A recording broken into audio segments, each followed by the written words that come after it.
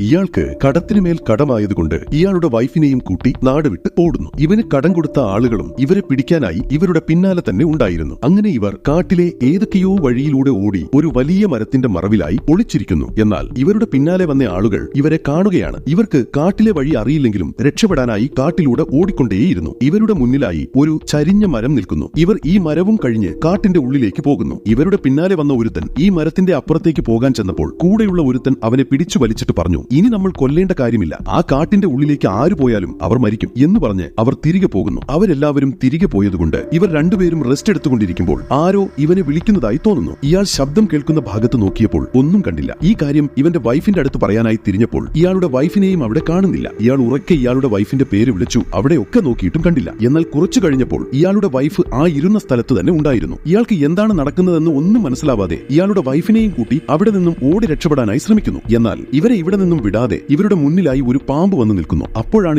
ഇവന്റെ മുത്തശ്ശൻ പറഞ്ഞ ഒരു നാഗം കാവലായി നിൽക്കുന്ന നിധിയുടെ കാര്യം ഓർമ്മ വരുന്നത്. അങ്ങനെ ഇവനും ഇവന്റെ വൈഫും ഇവന്റെ മുത്തശ്ശൻ പറഞ്ഞ കഥയിലെ ഒരു മുദ്ര പതിപ്പിച്ച മരത്തെ അന്വേഷിച്ചു പോകുന്നു. അങ്ങനെ അവർ ആ മരത്തെ കണ്ടെത്തി അവിടെ കുഴിക്കാനായി തുടങ്ങി. അപ്പോൾ അവിടെ ഉണ്ടായിരുന്ന നദിയുടെ വെള്ളമെല്ലാം പെട്ടെന്ന് നീരാവിയായി മാറുന്നത് ഇവർ കാണുന്നു. ഇത് കണ്ട് ഇവർ പേടിച്ച് അവിടെ നിന്ന് ഓടുകയാണ്. എന്നാൽ ഇയാളെ മാത്രം ഒരു മോൺസ്റ്റർ പിന്തുടർന്നു പോയി അയാളെ കൊല്ലുന്നു.